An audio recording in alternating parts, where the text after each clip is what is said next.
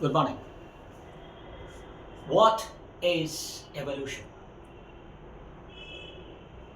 The most simplest definition is adaptability. It's about how you come to terms with the environment that has changed. This environment can be anything. It's about a human being who could walk upright. It could be about vaccines that made us realize that something that was a decayed object is not such a thing. It's about the realization that it was not fear, it was phobia. This is what you call evolution. And as we mentioned, it's about adaptability. As we always say, in as you come to, as you we usually hear in these political debates that there is no permanent enemies, there is no permanent friends in politics. It's the same thing that you apply in adaptability. You learn to move on. You are hunting down animals, and now you are using these very same animals for something else. Maybe a domesticated animal, maybe their skin. It's the same way the human being evolved. That's actually the first phase of evolution, where you come to terms with the reality that fear is real and phobia is unreal, and two are different terms. So you learn to move on. In the same way, the global political scenario is evolving. It's we are into the seventh decade, probably eighth decade post Second World War, and the world is no longer the same. The big powers, the so-called big powers, maybe they remain pretty same. They remain powers, not as big as they were or they used to be, and they come to the reality that it's a decolonialized world, and you have to accept that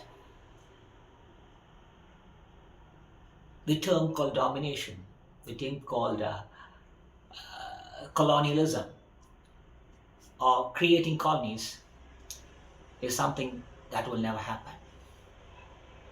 And into that eighth decade, probably, you can see how people are talking about the so-called Eastern countries are talking about how they are approaching Commonwealth Games. So it's a changing, evolving global scenario.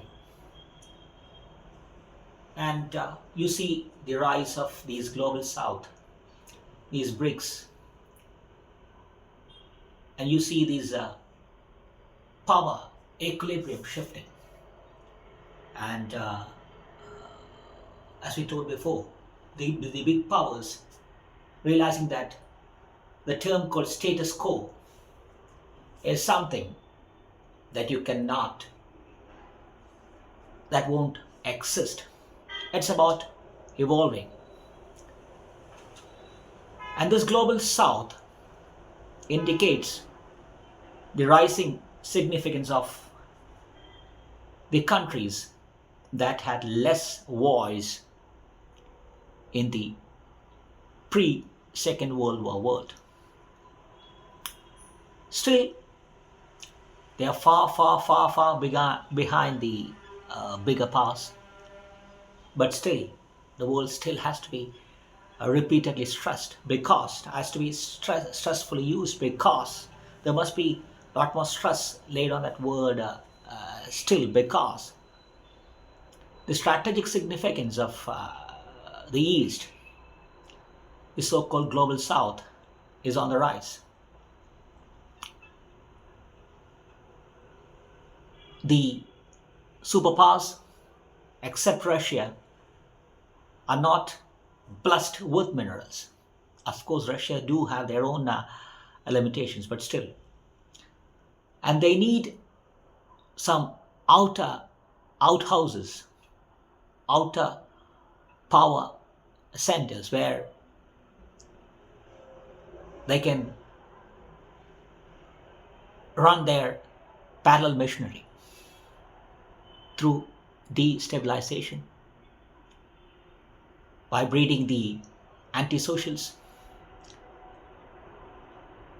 And that is something that is happening in the past few decades, and that mainly between two big powers,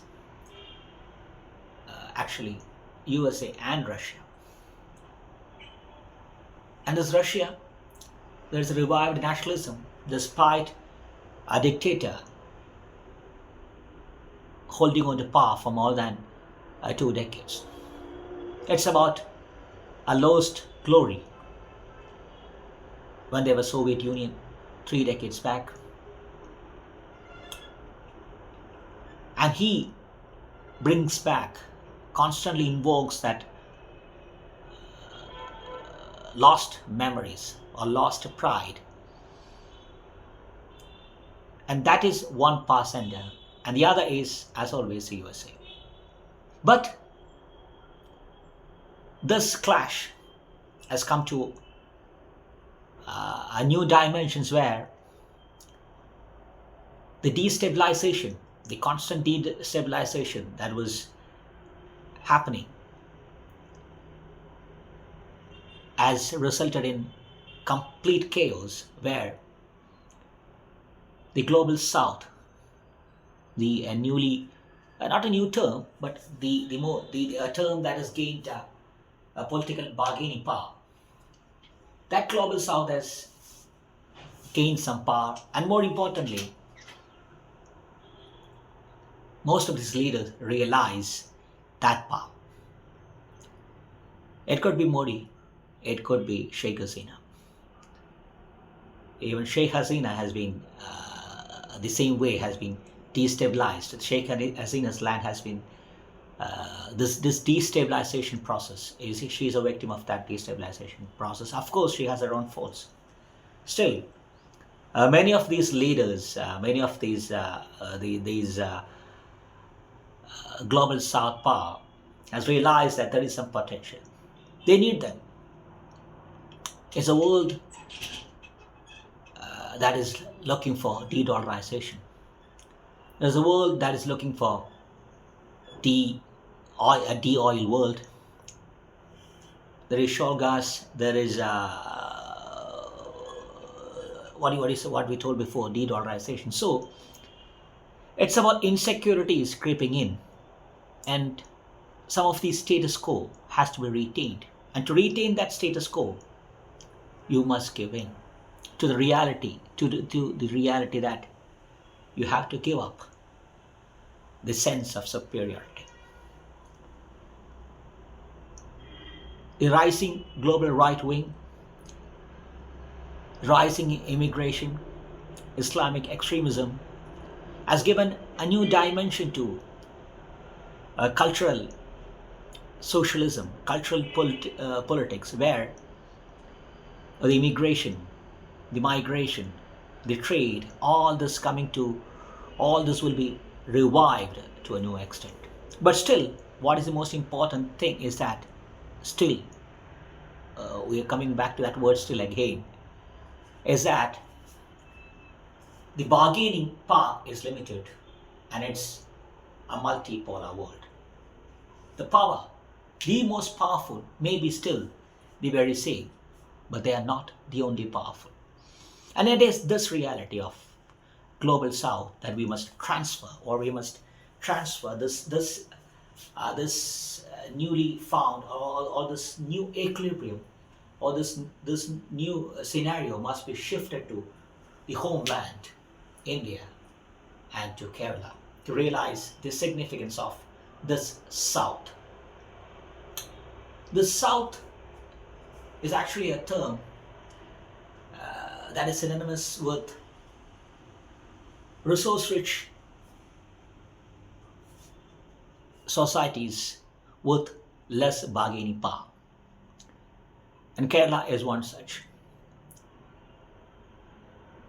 Being targeted right now for the social progress in which they have invested,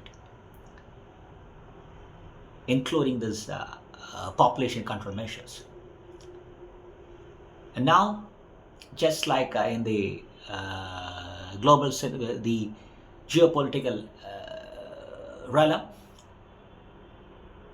the third term of Narendra Modi government has almost trying to ease into this reality that that it's a coalition government, and one of their allies is from South India.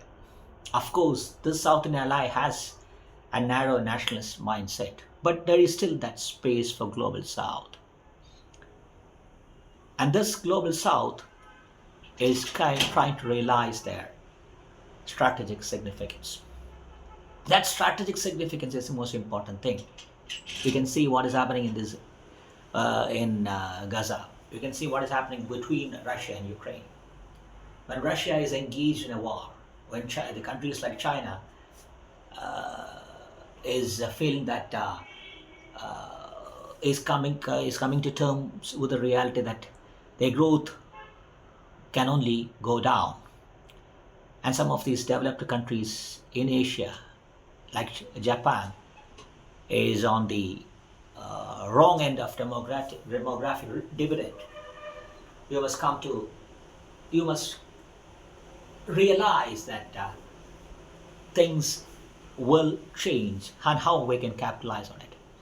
Just like the political bargaining power that has been realized by global South, especially Narendra Modi, that we have some space to bargain because a destabilized India, a strategically significant place,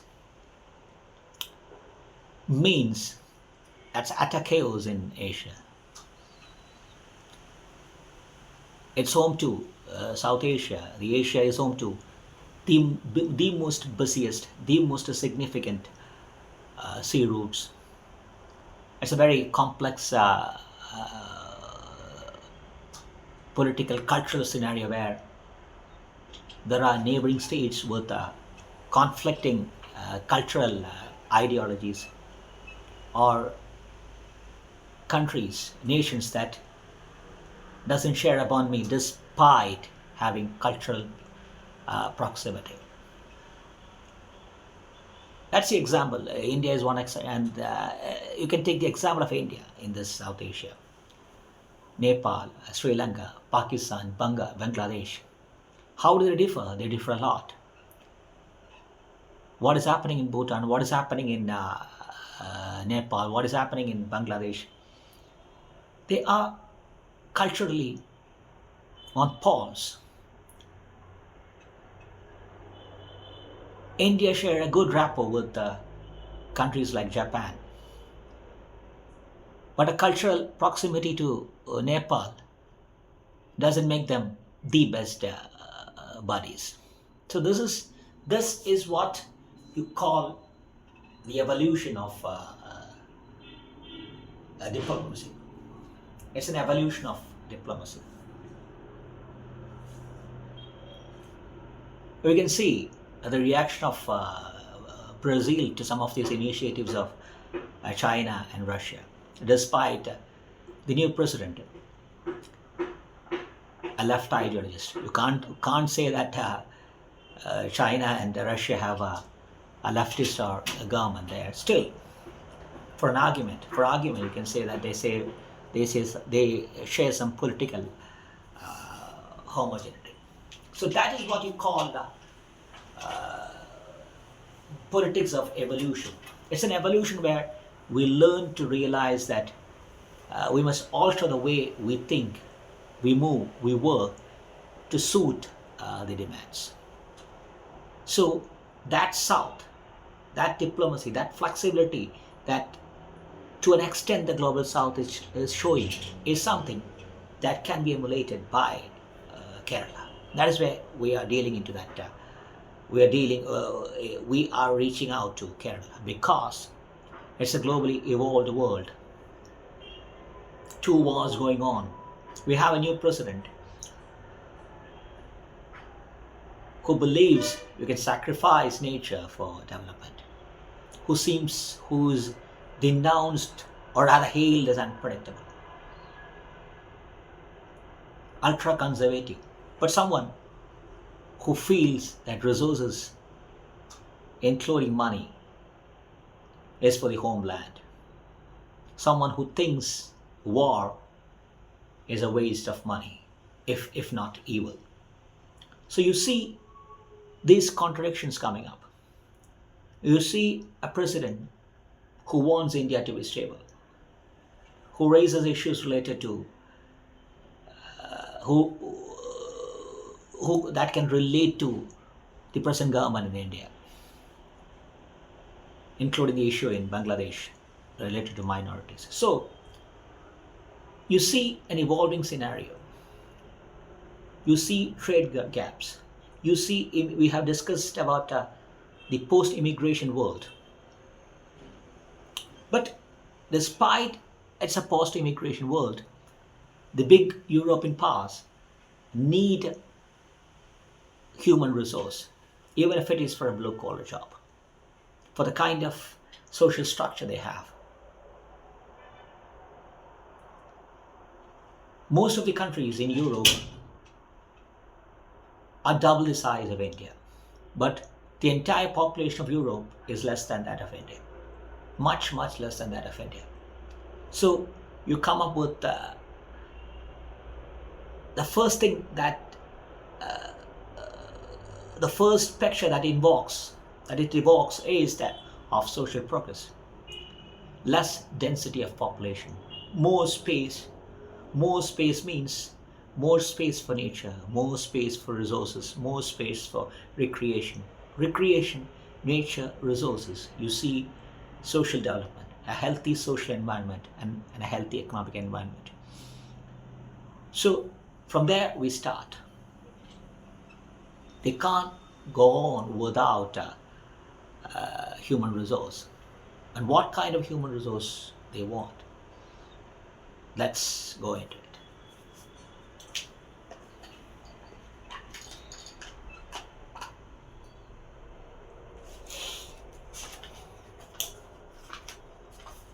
Deflecting reality is a disservice to responsibility. What you try to hush up is certainly running around. For it's a free bird, the lone bird in this universe that is free.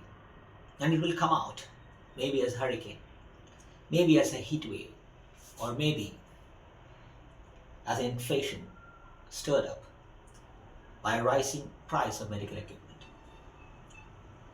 It could be a climate refuge. It could be the fossil fuel. And it could be the burned stubble. And that reality is that you cannot shy away from reality. Global political alliances sprouted from distrust,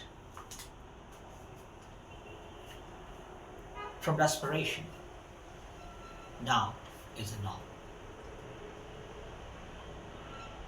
Catering, creating, manufacturing realities.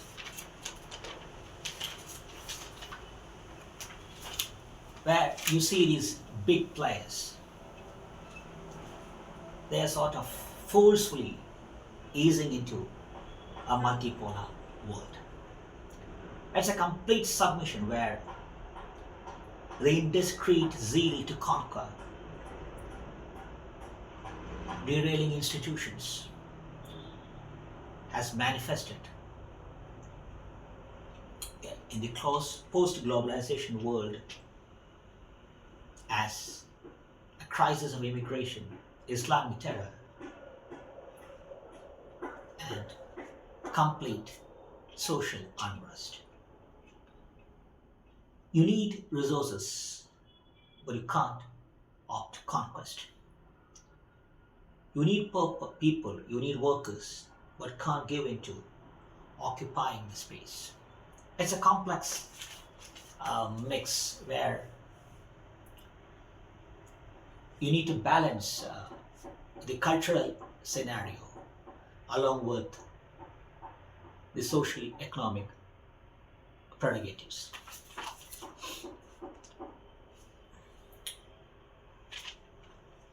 Now there is global south. Now there is cooperative global federalism. With cooperative federalism, the relevance and might of religious politics is under the cloud. It's time to repent and not to repeat the brutal pogrom of social economics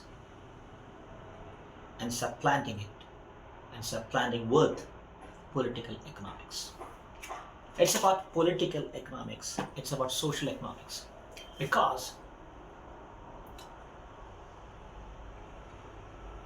as we have discussed in many columns, globalization and post-millennium IT boom triggered a service sector oriented economy where the globe, the superpowers wanted the super brilliant along with the so-called blue collar workers. But that has reached a saturation point after 9/11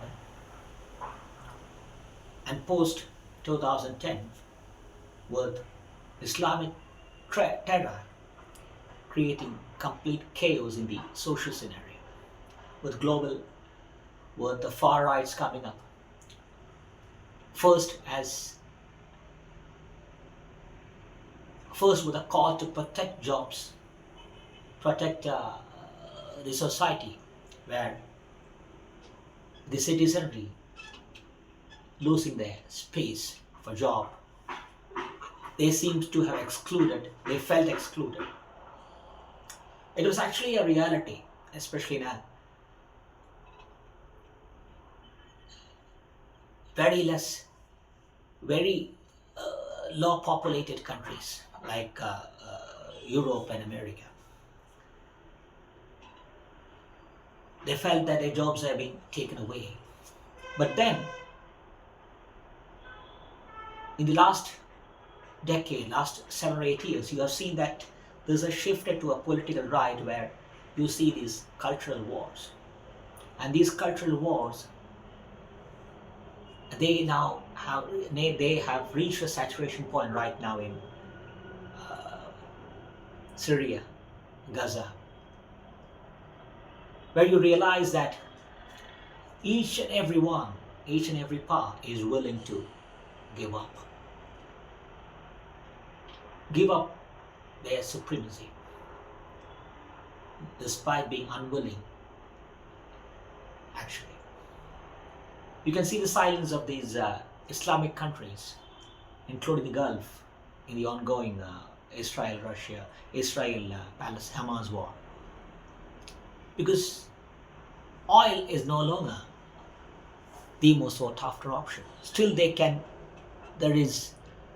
let's talk about the alternatives. The very same way as we talked about, we discussed de-dollarization and the oil world, post-oil world. So it's a kind of balance coming in, and with far rights coming in, and with Islamic extremism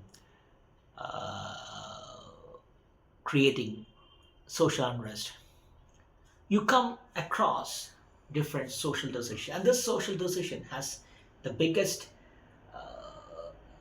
repercussion in Kerala, a global society that has usually seen people leaving the state and to return after a few decades. That that is a first thing that will be affected.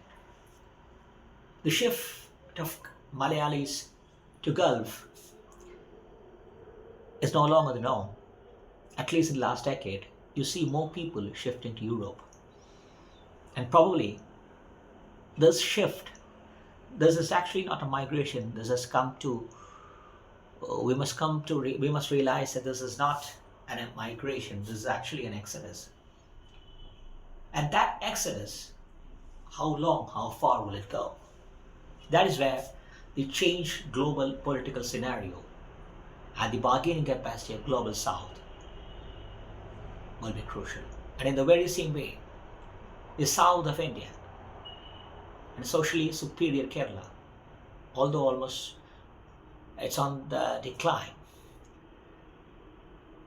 harping on a past that has come a cropper, especially in the educational sector. So it's about the South, it's about the politically less privileged that has to come up.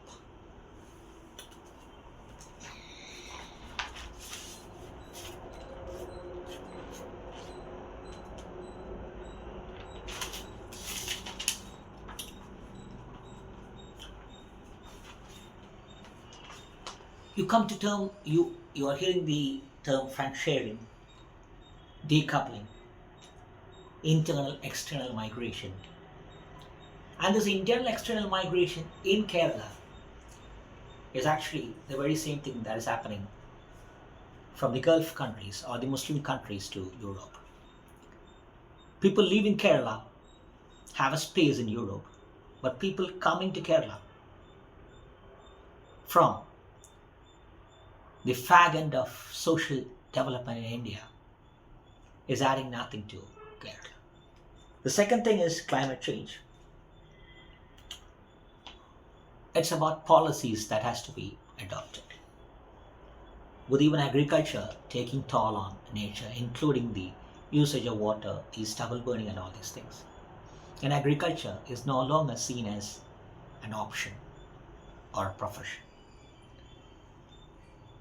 And the third thing is the global strategic initiatives. And the fourth thing is a job-oriented outlook to health and education. As we discussed about migration and the right wing and how they define migration, trade and all these things. Right wing in liberal West is actually seem to be right now for most of the population, bulk of the population. For the social forecast of economic ambience and vice versa is rather surly. The green initiatives come across as greenwash, just like these freebies of political leaders, the charity of these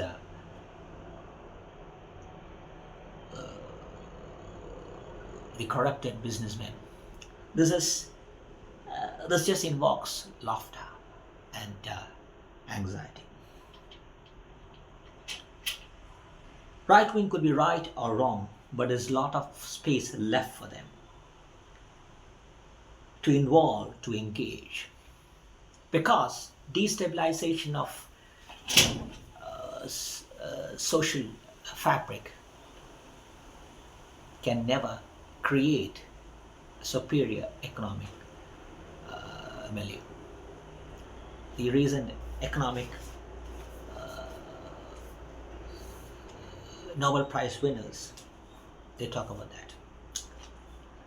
That might be a Western myopic view, but still, these extractive institutions, they realized that Global South and all these things are here to stay. And Syria, Gaza, Bangladesh, it is what they reaped from their own harvest. So, extractive institutions can never create a social progress. The lossy scars of erstwhile colonialism was denounced by the bulk of this enlightened citizenry of Europe. But of late, they have changed a lot. Maybe they were forced to change a lot. The social economic cost makes them scramble for space and resources. Now, that is where Trump comes in, and that is where Kerala must be cautious. Trump is regressive in how he views expansion of space for women, for the marginalized. Trump, but is actually, as we told before, someone who wants to expand his exchequer. That is where the tariff wars, the trade wars, the embargoes were coming. But how long, how far can he survive without the legal immigrants? That is where Kerala has its hope. So, the new spike in negotiations between the so-called rival, including China and India, the kind of the camaraderie the Russian president shared with the American president, and the talking terms, or rather superior talking terms, Russian president and the Indian Prime Minister possess. It is the essence of that evolution, realizing that you cannot go on like this. From Colombo port to Taliban, from Nepal to Bangladesh, from Bengal to Tamil Nadu, that endorse a domestic nationalism. India is at the center stage for the complex maneuvering of the conflicting rigidities. Most of them are rigid. There is narrow nationalism, from caste to language to ethnicity. But still, we could survive. And Kerala could exploit all this. For Kerala is probably one of the rarest territories in India that doesn't possess narrow nationalism. That is where Kerala would lose its political significance, political bargaining power, for they won't vote en masse. So, from a world beyond dollar to an economy devoid of oil, there is insecurity, and people are willing to be flexible, the big powers. The social progress has created independent minds, but can't put play on their zeal to flee for something much better. As we told before, the migration to West America, how you want to approach it. Do you want to stop it? Considering it as a blot on the social progress of the state because we can't retain our people? Or do you want to approach it from a different angle, that it's the surplus talent that is going? It's not because they don't have chance, but they just want to experience something different, not something better. People leaving the state leaves a handicapped higher education system.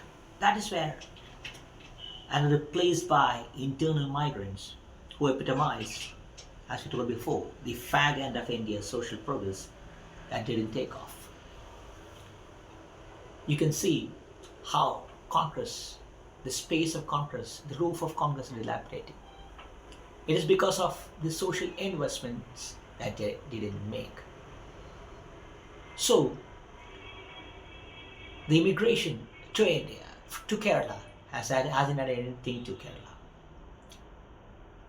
Just like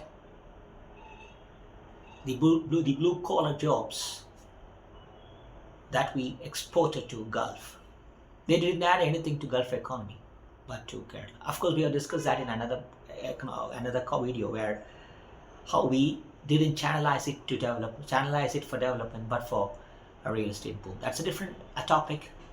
The video discussing that topic is attached below this video. So, what is that all about?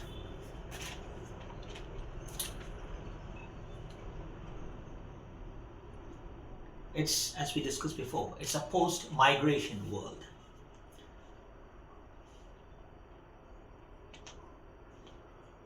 This is how we must now look, for this is a post-migration globe.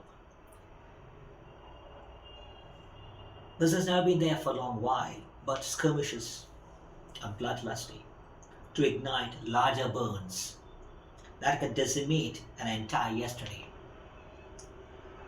And that entire yesterday include cooperative federalism within India and cooperative federalism between East and West.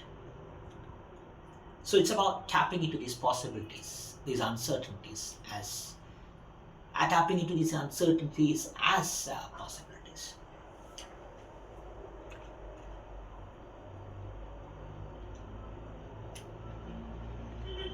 It could be, we can take the example of Russia from it. Of course, Putin is a corrupted autocrat still. A self-reliant Russian is reluctant to detach from past glory that once segregated, dented their aspirations for being the ultimate big guy. But still, that self-reliance is waiting there. For food, for energy,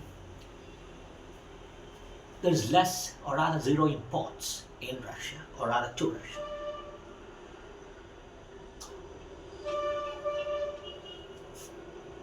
For food and minerals should never be imported. Else, that will burn your wallet.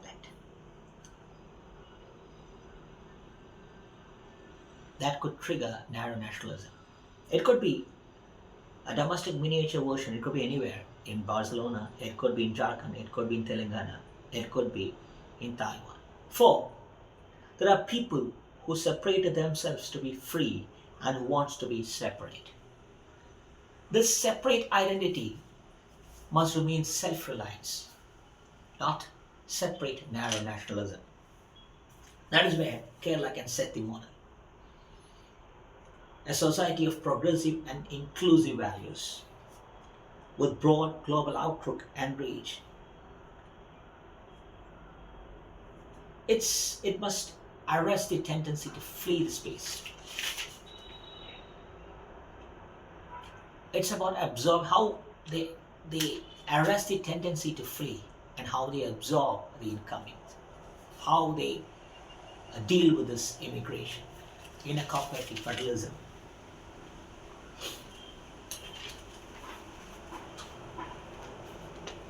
You see the drastic political rhetoric, and that rhetoric may get culminated as political decisions.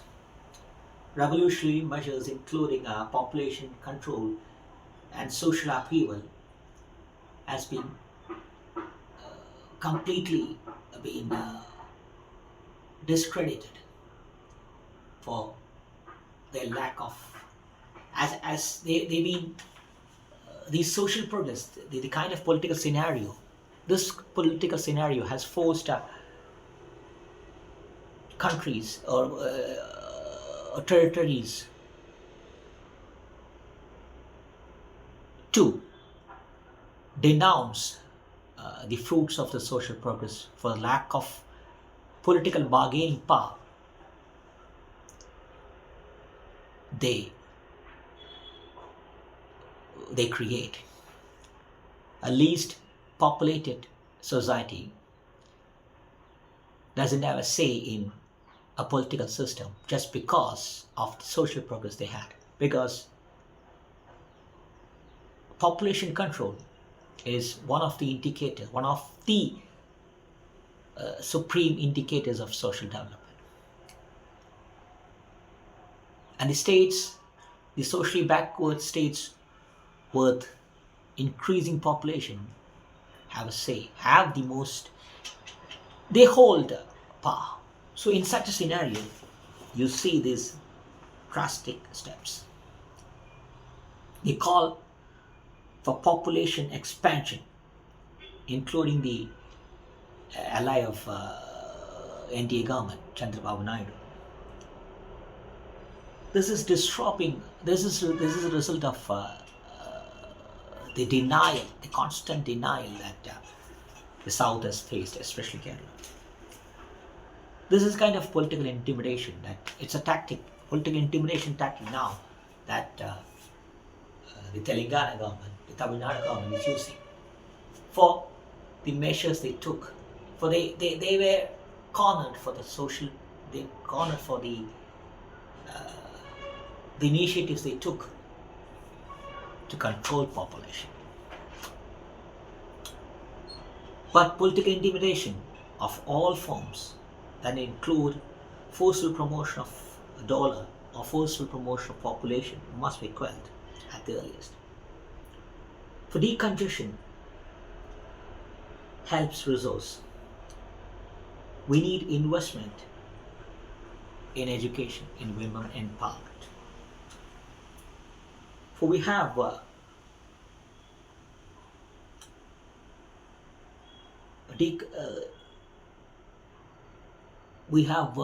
rulers who consider educated women as antagonists, proponents of devaccination and male chauvinism.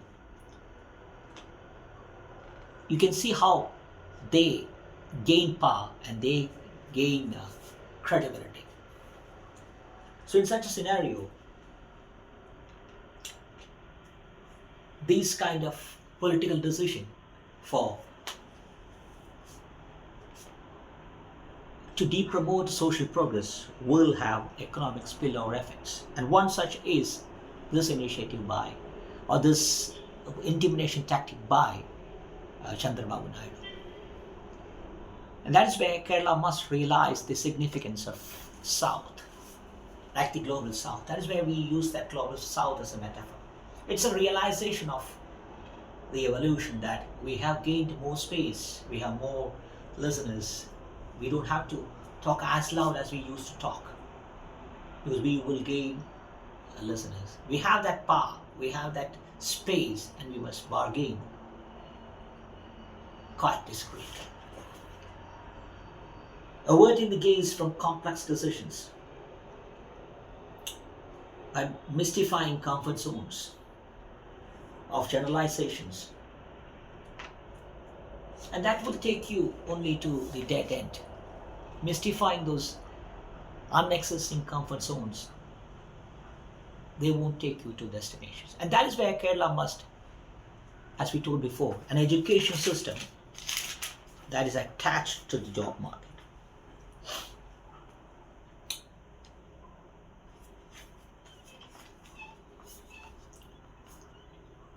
Else,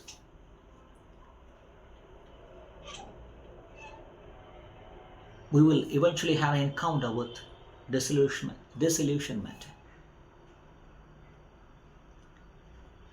where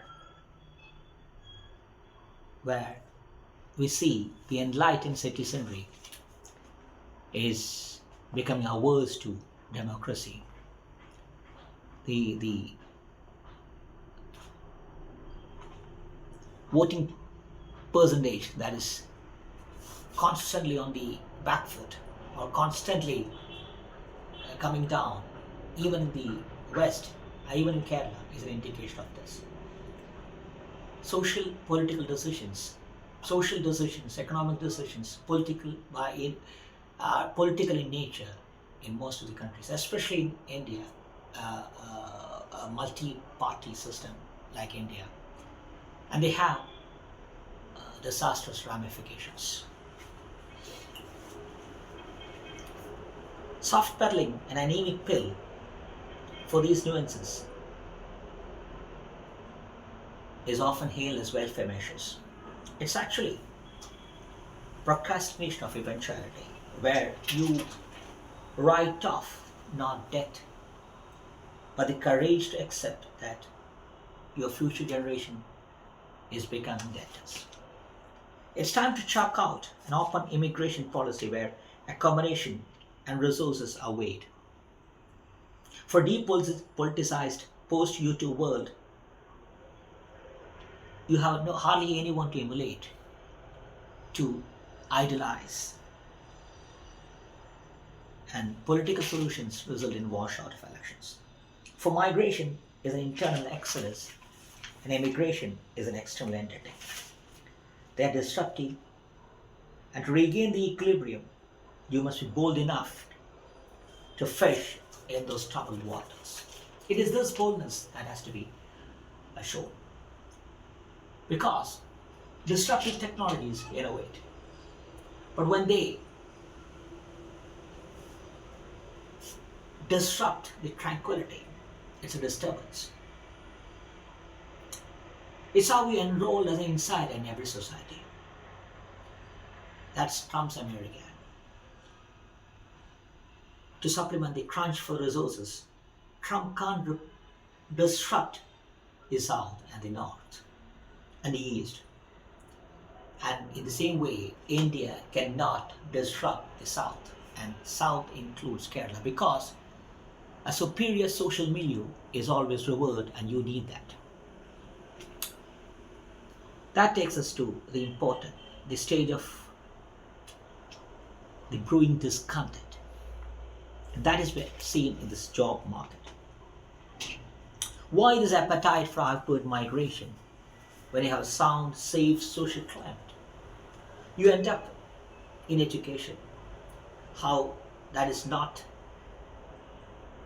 You end up with an education system that doesn't have an exit to the job market. The dormant cultural cream has spilled into this economic realm because you haven't updated, you haven't realized that evolution is happening. It's a constant process.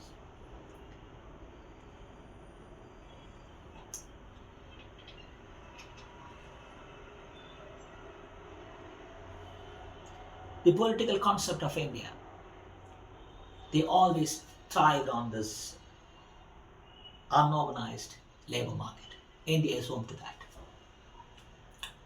Now all these GDPs and all these things, they never addressed that this job market is an unorganized job market. And this unorganized job market is a result of deprived social progress, or a decayed social scenario. And these decayed social scenario create political instability. And this political instability breeds discontent. And this brewing discontent, dissatisfaction triggers migration. And this migration, when reaches another place, they create a cultural discontent. And Kerala, that is where Kerala is important. Much like West, Kerala is not known for narrow nationalism. But that narrow nationalism might crop up anytime, anywhere, just like the right wing in Europe, because you are being denied a space. The resource crunch coming up, and political voice is getting less loud. That is where, as we told before, Kerala must emulate the global south. You see some of these welcoming trends, like this family business on expansion mode in Kerala. Not everybody wants to leave, especially in this post migration world, the right wing world. And how can you accommodate them? Business people, especially family business, they are here. They are willing to stay, provided they have the space to stay. A highly politicized cultural space ate up the fruits of Kerala's social progress. And now we see educational initiatives coming up. But how pragmatic it is. It is this education system, updated education system, attached to the job market, or that knows the pulse, that is constantly in touch with the pulse of the evolving global market, that can only create a job market. As we discussed in many other columns, being a socially superior state has made Kerala the least investor-friendly state. But what kind of investments that Kerala can accept, especially in a post-climate change world? That is the next important thing.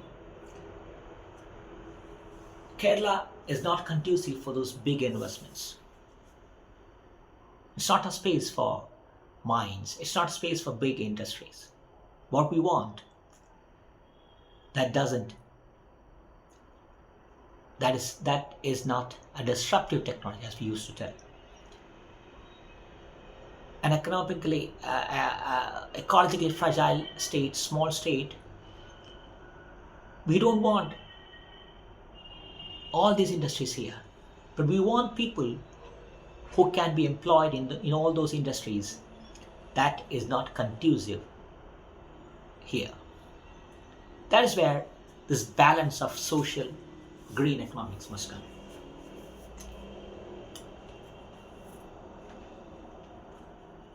And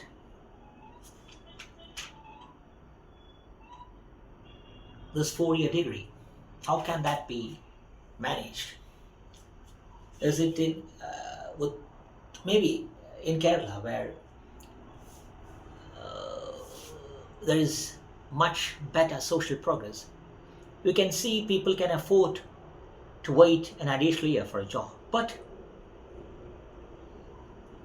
they must get a job when they come out. So what that means? That is where, as we told before, a market attached to the job market, an education system attached to the job market. And that is where the next big thing, constantly and forcefully kept under the carpet, is agricultural economics, almost dominant. Social economics, green economics, that know the pulse of job market and global social scenario, changing global social scenario with the arrival of Trump. But what can we do with agriculture? Food self-sufficiency is of paramount. It's paramount significance. Russia knows it, and they shows it. They're showing it. The way we look at land and the ones who toil there is the way we look at welfare. You can see this the land use laws, wetlands conservation law, conversion law, how that has been used as a how that is used to convert, to destroy this land. It was an initiative to protect wetlands. It was an initiative to protect farmlands, vacant, orphaned farmlands, and a new agricultural alternative. It was actually the idea of this law, wetlands, farmlands conversion law. But how that has destroyed the tranquility of green economics is something that has to be understood. So that is where some of his laws must be updated, betraying the intention of betraying the noble intentions actually. We need a climate resilient economics. That's the only way we can survive. It's time to open a new chapter on agricultural entrepreneurs and the same with educational entrepreneurs. Agricultural and educational entrepreneurs. What that actually is, education is never considered as a business. So we need entrepreneurs who are social, who consider it as a social investment. How can you do that? It's a balance between privatization and government interventions. The falling quality in Kerala's education system, the issues, the ongoing tussle in universities, all this must be arrested. We need entrepreneurs who considers education as a safest investment where they don't want profit, but they gain significant social attention. It's a significant social attention with access to big markets. How can that happen?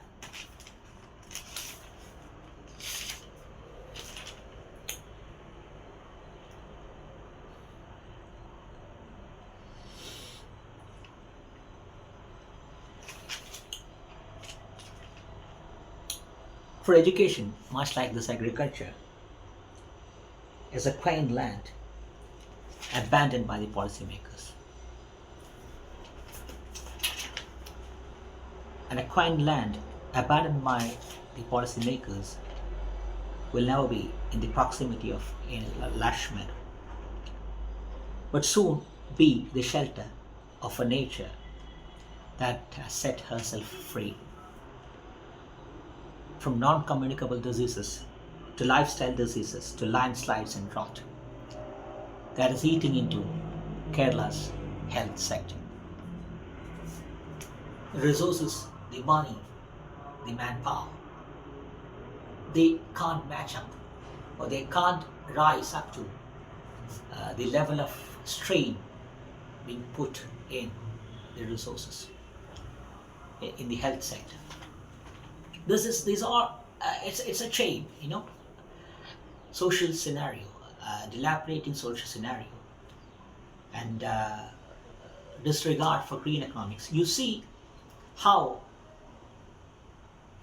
nature react. When nature react, the entire dividends of Kerala's superior health sector, it becomes nil or nullified. The health and rescue section, and this rescue section include paramedical forces and police, will be pushed to the brink. Still, you have a way out. That is where, as we told before, Kerala's chances come up, prop up. It's not a way out, it's a way in. How can you use the resources of Kerala's health system?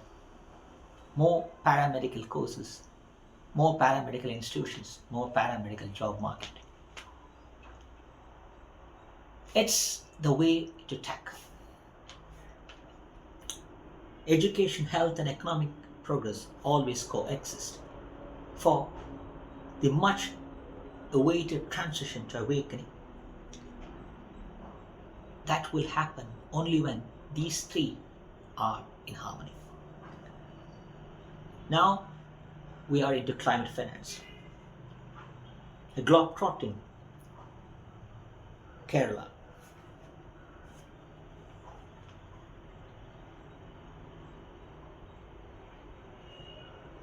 A globe-trotting Malayali is now actually insecure, as we told before, due to the events happening on the field.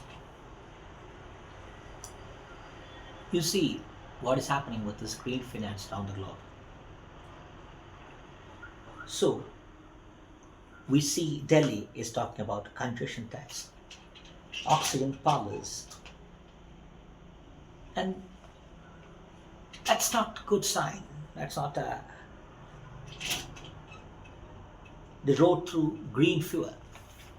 That's one option coming up. The congestion tax, how practical it is. How, when agriculture consumes water, how can you talk about green energy when there is less space for land, less land? All these always come up. So you see, like semiconductor chips, we have discussed the options that semiconductor chips bring. India import fertilizers from China. So that is a part of green economics. But it's have its own layers. Just peel off and sense it. It's about models. It's about roads getting decongested. It's about de-incentivizing the rising private vehicle segment. It's also about manufacturing double-decker buses. It's about good accountable roads that people want to access. It's about non-motor vehicles and lifestyle that pride is in it. For we have Virinium coming up. Maybe there is an issue with Adani still. So we come back to ports, Global South, and one of the most important destination, one of the superior natural ports in the world, that is Virinium. And when you come to Virinium, when you reach Virinium, when our discussion reach Virinium, we have discussed things related to education, health, and green economics, and how they coexist. We talked about global social progress that is on the way. We talked about a health sector that is pushed to the brink, and we are talking about congestion taxes in the capital. And now we come back to how to decongest roads. When you decongest roads, when you stop spending for fertilizers, we are talking about retaining the money. We are talking about the green options. And when it's about road, it's about, like in West, the best educational institutions promoting the green ride through this Virinium. It's about the market, well protected, water bodies. It's about the entrepreneurs. It's about the e-waste. It's about reuse. And with Virinium, you have all these options. The smartphone snatching in USA is a testimony to an economic and technological scenario that you want to deflate. This maze, for that is where you come to realize the domestic economy. Because economics has become, or the global social scenario has become, a place for the big players, big monopolists. That is where a small state like Kerala, we have told this in some other chapters, and here too we have mentioned that Kerala is not a place for the biggest investments like mines. So the space that the small has, it could be the small textile shops, it could be the small hotels. They have all lost their space. And how you can give them space? How Virinium can revive an economy, and a green economy.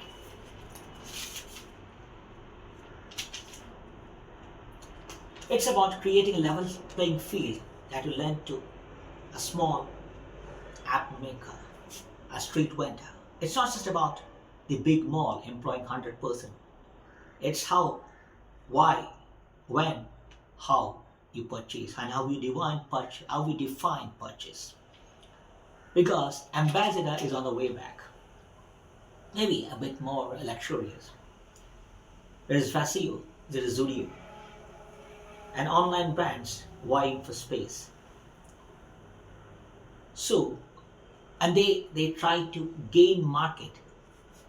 From gaining market, they want to gain customers, the kind of options they provide. So, the small players, they lose their space, they lose out. And how can you accommodate them, especially in this app-driven world? That is something we have discussed in another video. There is unorganized labor. There is there is Mahatma Gandhi National Rural Employment Scheme. There was an HMT. And there is the theory of survival of the richest. And there is India, home to the most undernourished, walking at the social progress. There is also a BSNL that is kind of, to an extent, regaining some of its lost ground. There is farmers having a political say without being politicized, even in England. And you see protests in Australia, including in England, of the traditional people, or the most underprivileged people whom you call them primitive. Everybody is gaining political, and this political space is all about people, the domestic population wanting space, and they must get that space. And when you accommodate them, that becomes a different thing. It's not about the big polluting industries, but it's about the small space and small comfortable space.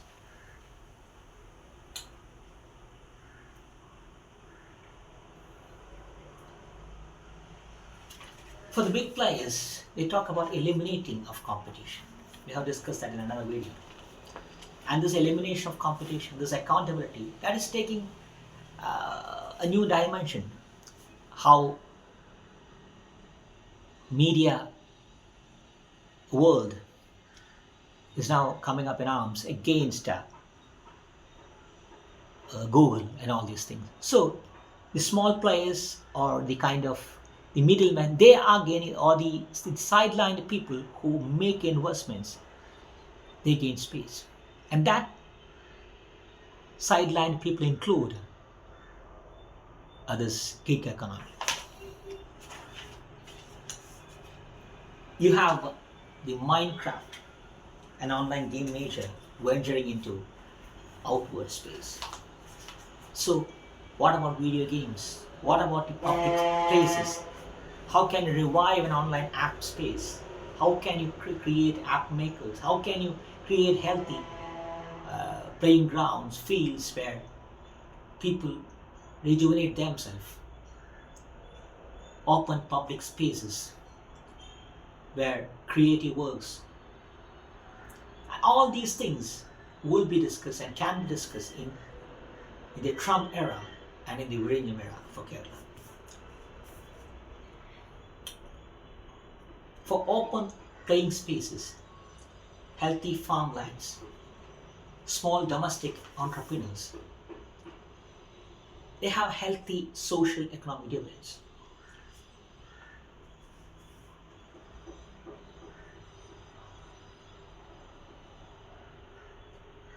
It's the entry of the urban exile. Those who are in exile denied the space in this urban terrain.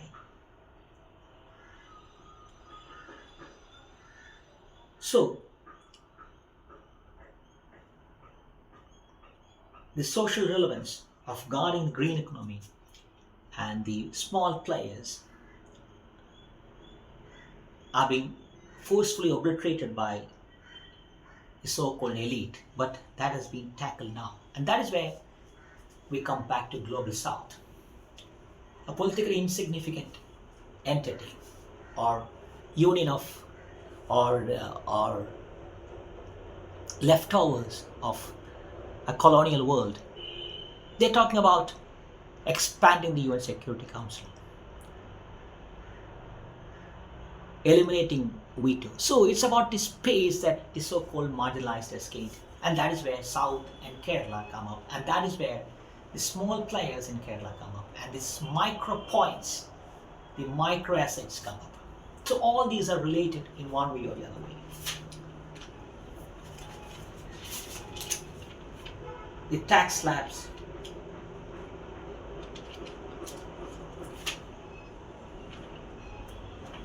and channelization, strengthening of water bodies, they are all part of the social economics. You can see some of these water crises in Bengaluru and how that has affected Bengaluru's reputation as a IT hub.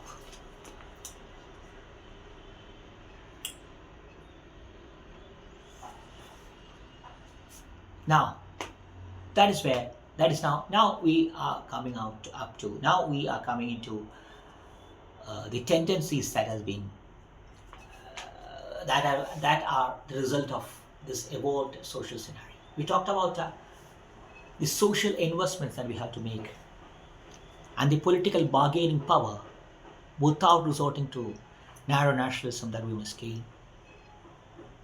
And through all these things, investment in social assets without disregarding the green furnace, a green terrain, how that can enlarge and enrich the economic asset of a society. That is what we have discussed.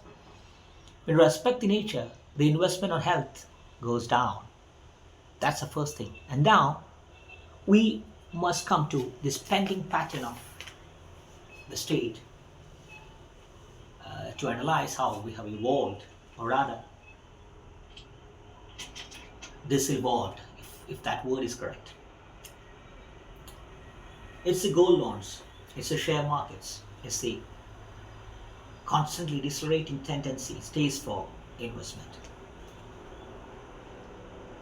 What that indicate? Gold loans, share markets, they're not the space of the big players or the wealthy or the super rich or even the middle class. So the spending pattern has changed. The interest, the incentive to invest is on the decline. So where to invest? Why should we invest? That is where a socially inclusive society must come up. We can tap into these possibilities. Share markets is no longer a destination of an elite or super rich. To channelize it and how a society can own it by foraying into a rather familiar terrain, by strengthening the space of job market and the incentives, or the creating an atmosphere for people to invest. We're talking about labor laws, universal basic income, labor unions and corporate labor unions. Now, this is where Kerala has a big model of that, or maybe Kerala's industrial progress has been dented by these so-called powerful labor literacy. But there is some social issues that can be considered as a social asset. Investing in gold loans, investing in share markets. It's not a trend that has to be discouraged, but how can we channelize it for productive purpose? How can we conserve water bodies, especially when droughts, floods are unpredictably coming up? How can we empower those Panchayat Raj institutions? This is something that we have to analyze. State government own apps, state government's own online portal,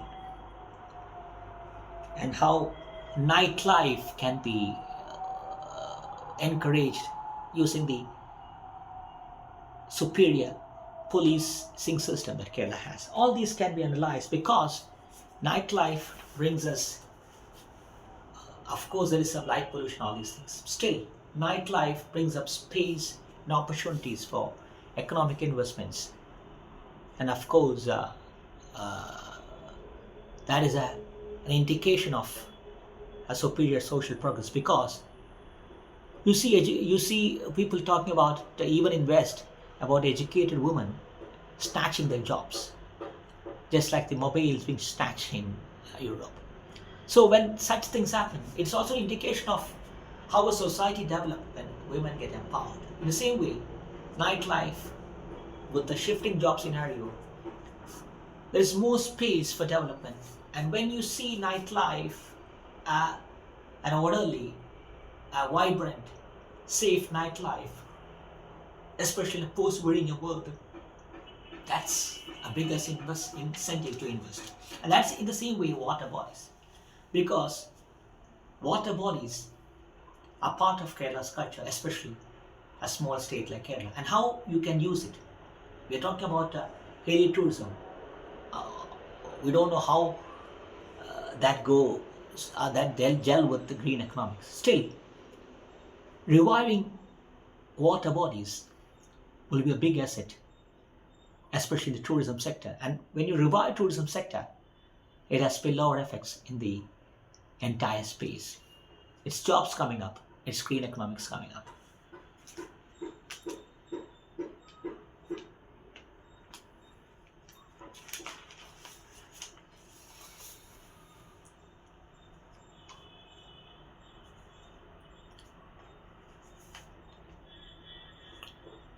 For Kerala, social progress was tailored to meet its geography and a balanced climate.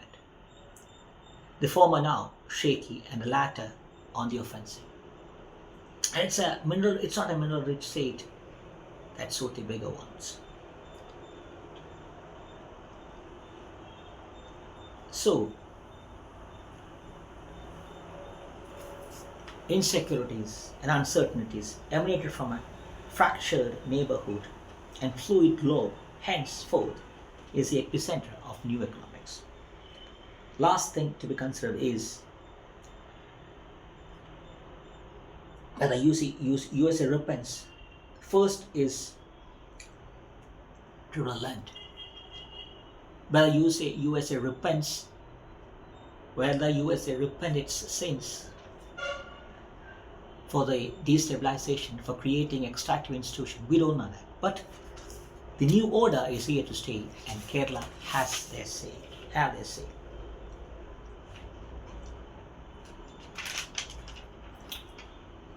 From textiles to chocolates, there is a new space. It could be Bangladesh, it could be Africa. We have discussed that. The coffee, the Silk Road, or the cotton industry, textile industry in Bangladesh. It's time to grab a seat on the cruise ship from Virginia.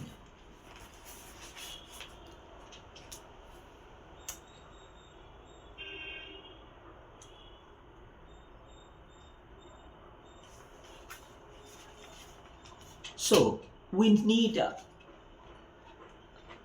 tangible investments, tangible dividends from our investment,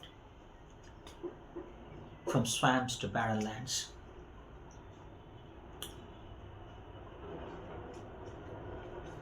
A gross misrepresentation of facts perpetuated and ceased to be questioned. But the reality is that it's not a GDP that tells the truth. It is, especially in an unorganized labor market.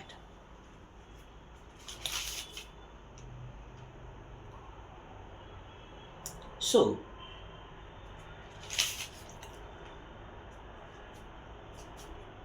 now the scales are tipped in favor of reality. And we must realize, and the West is willing to realize it, that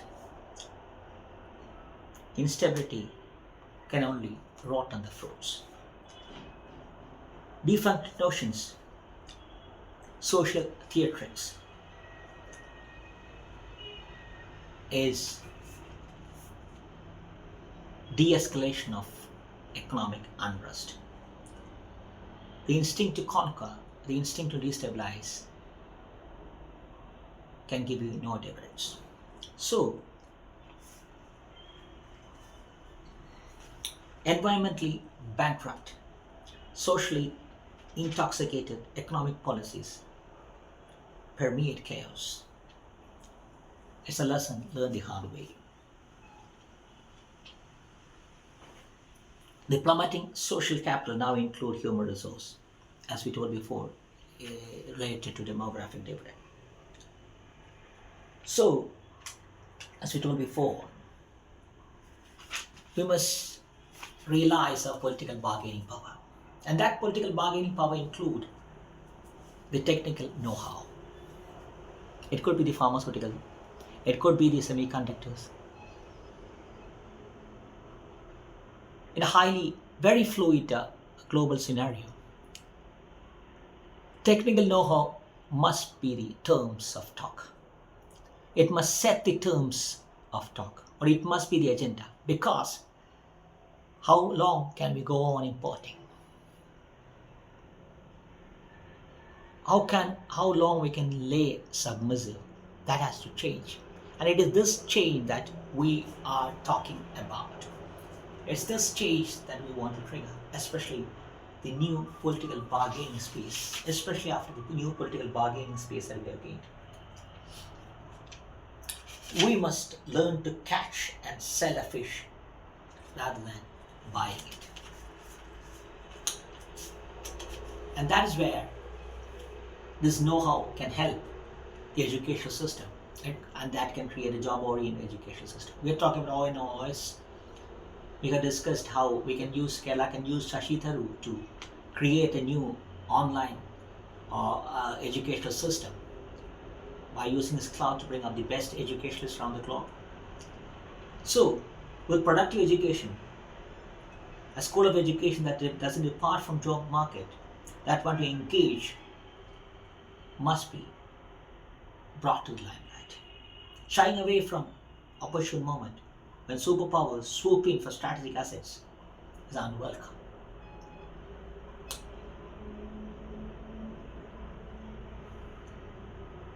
With ports and ships, our revenue, it's about our source of revenue, our strategic pots of integrity. It's time to shed inhibitions. It's time to grab, to seize. It was actually the road not taken, the political power, political bargain, but it's time to use it. Of course, you have seen that Trump has already started as a political bargaining, but how long and how far? That is where Global South comes to significance, and how Global South can be emulated in India, South and Kerala.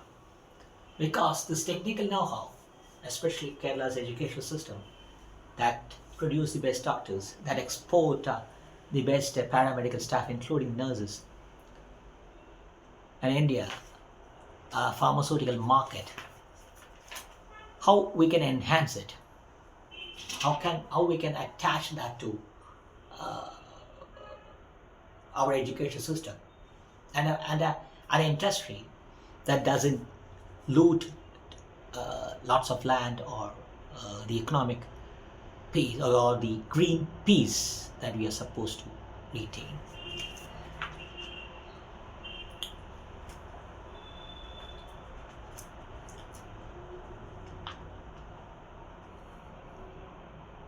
For this has been a meek surrender by a globe-trotting fraternity for years. And now it's time to mend the fences.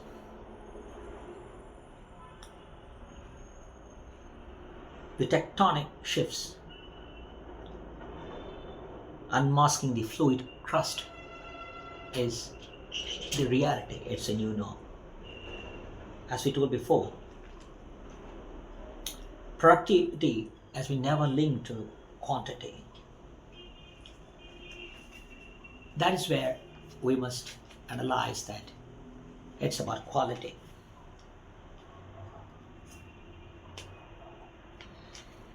We have seen empowered women bucking the trend of declining vote rates in Maharashtra. Maybe it's not they who decided the outcome, but still, you see policies. That's a tectonic shift. You see policies aimed at women, empowered women. So that means you need the political voice. That is where the struggle of farmers comes up. How? Because it's through political power, it's through political mobilization without using to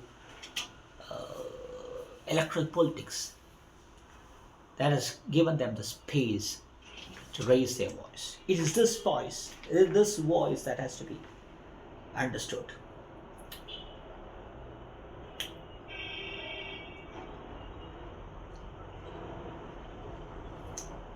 It's time to rein in the regional imbalance, something that the Indian government must do.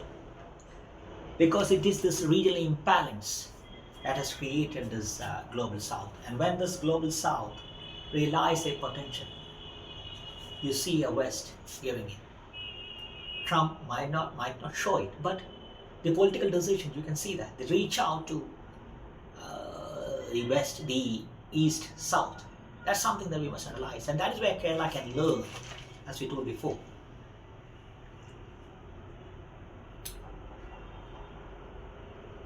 The clarion call for increased population must be subsided. The receding demographic dividend cannot be supplanted by regional disparities. So, you come to green economics, you come to space, you come to reuse. You heard about temples producing and promoting solar power. You talk about the need to protect water bodies. So, you see the regaining space. And this regaining space is the space that the social initiatives or the welfare initiatives and nature get. Social inclusiveness is a fulcrum around which Kerala evolved. There is right to disconnect, there is UBI.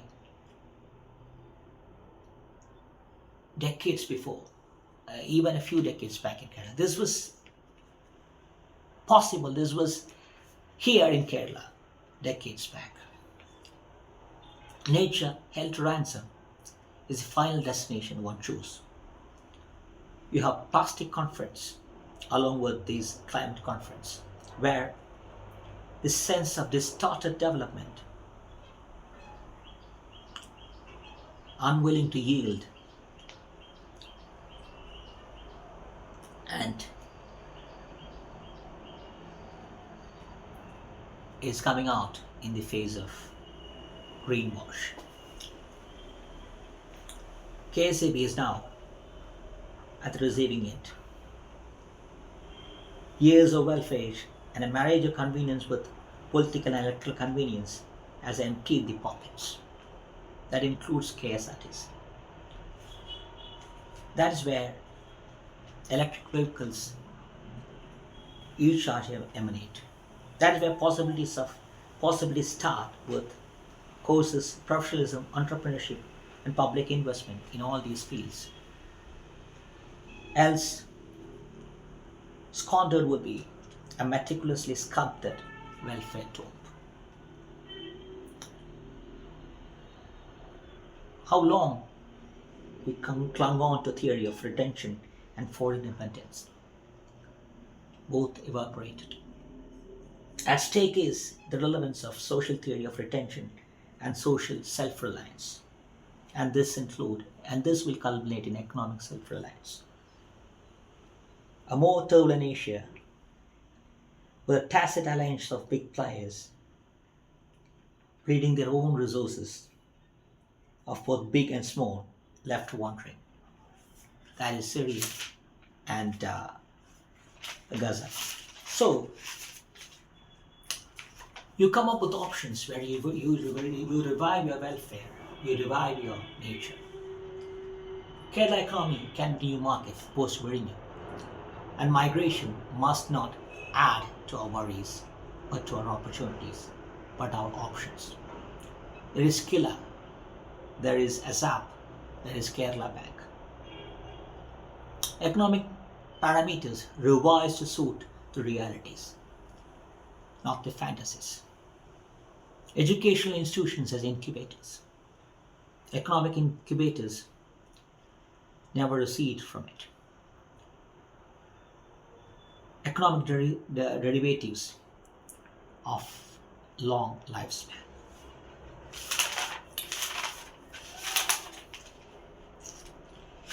That is where we conclude how all they coexist. It's a realization of potential. Global South has realized their potential. Slowly, they will regain their bargaining space, or they will gain their bargaining space. In the same way, the South in India must realize in these political scenario that has seen a seismic change. It's a seismic change, especially Kerala. The kind of neglect that Kerala receive for the social progress they use must be must motivate Kerala to enhance their education system that provide a job market, that create a job market that doesn't derail the ecology. So with Viridium, we have opportunities. It's time to revive the micro section, and that micro section include the small players, and the small players include each and every individual. Considering each and everyone as an entrepreneur, considering the agriculture as a profession, and how we can create each and every job maker, job seeker in our education system, an education system that promote and that produce the best. So let's embrace evolution. Thank you.